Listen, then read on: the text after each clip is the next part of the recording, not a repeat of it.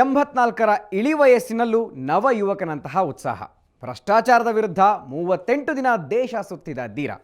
ಮೆಚ್ಚಲೇಬೇಕೇ ಅಡ್ವಾಣಿ ಸಾಧನೆ.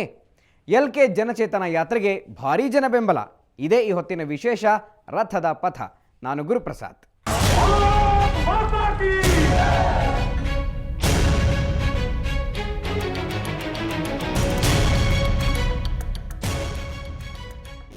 ಲಾಲ್ ಕೃಷ್ಣ ಅಡ್ವಾಣಿ ಯಾತ್ರೆಗಳ ಮೂಲಕವೇ ಬಿಜೆಪಿಯನ್ನು ಮಂಚೂಣಿಗೆ ತಂದವರು. ಯಾತ್ರೆಗಳಿಂದಲೇ ರಾಷ್ಟ್ರ ರಾಜಕಾರಣದಲ್ಲಿ ಹೊಸ ಧ್ರುವೀಕರಣಕ್ಕೆ ಕಾರಣರಾದವರು.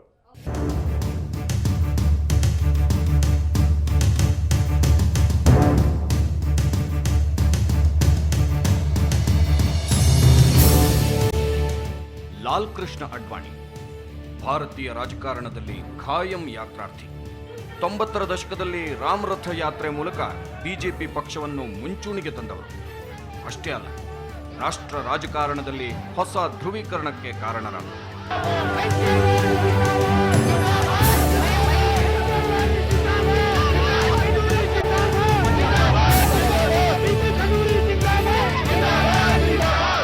ಸಾವಿರದ 1990ರಿಂದ ಇಲ್ಲಿಯವರೆಗೂ ಅಡ್ವಾಣಿ 6 ಯಾತ್ರೆಗಳನ್ನು ಮಾಡಿದ್ದಾರೆ. ದೇಶದ ಮೂಲೆ ಮೂಲೆಯನ್ನು ನೋಡಿ ಬಂದಿದ್ದಾರೆ. ಆದರೆ ಅದ್ಯಾಕೋ ಗೊತ್ತಿಲ್ಲ, ಯಾತ್ರೆಯಿಂದ ಯಾತ್ರೆಗೆ ಹಲವು ಹಿನ್ನಡೆಗಳನ್ನು ಅನುಭವಿಸಿದರು. 2004ರಲ್ಲಿ ಅಡ್ವಾಣಿ ಪ್ರಮೋದ್ ಮಹಾಜನ್ ಜೋಡಿ ಹೊರಡಿಸಿದ ಭಾರತ್ ಉದಯ್ ಯಾತ್ರೆ ನಂತರ ಜಿನ್ನಾ ವಿವಾದ ಹಾಗೂ 2009ರಲ್ಲಿ ಪ್ರಧಾನಿ ಅಭ್ಯರ್ಥಿಯಾದರೂ ಪಕ್ಷಕ್ಕೆ ಭಾರೀ ಸೋಲಿನಿಂದ ಹಿನ್ನಡೆ ಅನುಭವಿಸುವಂತಾಯಿತು. ಈ ಹಂತದಲ್ಲಿ ಮನಮೋಹನ್ ಸಿಂಗ್ ನೇತೃತ್ವದ ಸರ್ಕಾರ ಭ್ರಷ್ಟಾಚಾರದ ಸುಳಿಯಲ್ಲಿ ಸಿಲುಕಿದಾಗ ಅಡ್ವಾಣಿ ಮತ್ತೆ ಜಾಗೃತರಾದರು. 84ರ ವಯಸ್ಸಲ್ಲಿ ಮತ್ತೆ ದೇಶ ಸುತ್ತೋ ಘೋಷಣೆ ಮಾಡಿದ್ರು.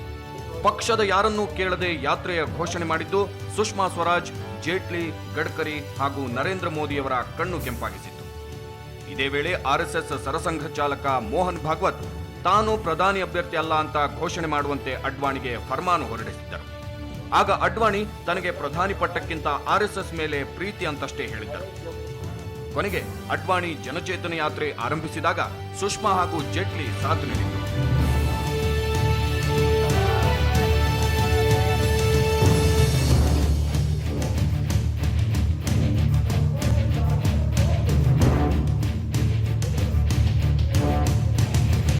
ಒಂದು ವೇಳೆ ಮುಂದಿನ ಚುನಾವಣೆಯಲ್ಲಿ ಕಾಂಗ್ರೆಸ್ಸೇತರ ಸರ್ಕಾರ ಅಸ್ತಿತ್ವಕ್ಕೆ ಬಂದರೆ ಪ್ರಧಾನಿ ಹುದ್ದೆ ತನಗೆ ಸಿಗಬಹುದೆಂಬ ಯೋಚನೆ ಅಡ್ವಾಣಿಗಿದೆ.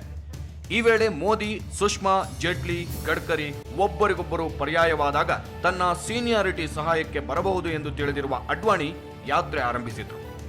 ಅಣ್ಣಾ ಹಜಾರೆ ಎಬ್ಬಿಸಿರುವ ರಾಜಕೀಯೇತರ ಗಾಳಿಯನ್ನು ಬಿಜೆಪಿ ಕಡೆ ತಿರುಗಿಸುವ ಪ್ರಯತ್ನ ಮಾಡಿದ್ರು. ಲಾಲ್ ಕೃಷ್ಣ ಅಡ್ವಾಣಿ ವಿಚಾರಧಾರೆಗಳಿಗೆ ಕೆಲವರಿಂದ ವಿರೋಧಗಳಿರಬಹುದು. ಆದರೆ 84ರ ಇಳಿವಯಸ್ಸಲ್ಲೂ ಯುವಕನಂತೆ ಸಾವಿರಾರು ಕಿಲೋಮೀಟರ್ ಸುತ್ತಿದ ಅಡ್ವಾಣಿ ಸಾಧನೆ ಮೆಚ್ಚಲೇಬೇಕು. ಯಾಕಂದ್ರೆ ಈ ವಯಸ್ಸಲ್ಲಿ 38 ದಿನಗಳ ಕಾಲ ಯಾತ್ರೆ ನಡೆಸುವುದು ಹುಡುಗಾಟಿಕೆ ಏನಲ್ಲ.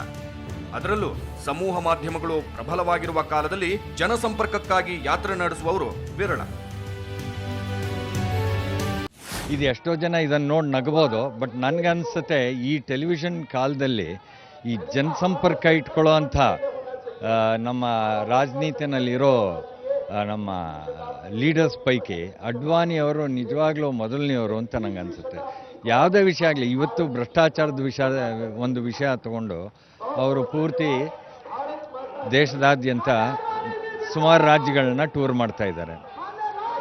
ಈ ಒಂದು ಪ್ರವೃತ್ತಿ ನಾವು ಬೇರೆ ಲೀಡರ್ಸಲ್ಲಿ ನೋಡೋದಿಲ್ಲ. ಸೊ ಈ ಜನರ ಸಂಪರ್ಕ ಇಟ್ಕೋಬೇಕು, ಜನರ ಸಲಹೆ ತಗೋಬೇಕು, ಅವರ ಲೀಡರ್ಗಳು ಅವರ ವಿಚಾರಗಳೇನಿದೆ ಆ ಜನರಿಗೆ ತಲುಪಿಸಬೇಕು. ಈ ಒಂದು ವಿಧಾನ ಏನಿದೆ ನಾನು ತಿಳಿತೀನಿ, ಇದರಲ್ಲಿ there is great value to this. Indira Gandhi, Vajpayee ರೀತಿಯಲ್ಲಿ ಅಪಾರ ಜನಪ್ರಿಯತೆ ಇರದಿದ್ದರೂ ಅಡ್ವಾಣಿ ಅವರಿಗೆ ವಿಶ್ವಾಸಾರ್ಹತೆ ಇದೆ. ಅದಕ್ಕಿಂತ ಹೆಚ್ಚಾಗಿ ಆರೋಗ್ಯ ಭಾಗ್ಯವಿದೆ. ಇವತ್ತಿಗೂ ಅಡ್ವಾಣಿ ಅವರಿಗೆ BP, ಶುಗರ್ ಯಾವುದೂ ಇಲ್ಲವಂತೆ. ಬೆಳಿಗ್ಗೆ ಒಂದು ಸೇಬು, ಲೋಟ ಹಾಲು, ಮಧ್ಯಾಹ್ನ ಒಂದು ಚಪಾತಿ, ಸಂಜೆ ಒಂದು ಚಪಾತಿ, ಒಂದು ಲೋಟ ಹಾಲು. ಇದು ಅಡ್ವಾಣಿ ರೂಢಿಸಿಕೊಂಡು ಬಂದಿರೋ ಆಹಾರ ಪದ್ಧತಿ. ಈ ವಯಸ್ಸಿನಲ್ಲಿ ಪ್ರಧಾನಿ ಆಗ್ತೀರಾ ಅಂತ ವಿರೋಧಿಗಳು ಹೀಗೆಳೆದಾಗ ಅಡ್ವಾಣಿ ತಮ್ಮ ಆರೋಗ್ಯದಿಂದಲೇ ಎಲ್ಲರಿಗೂ ಉತ್ತರ ನೀಡುತ್ತಿದ್ದಾರೆ.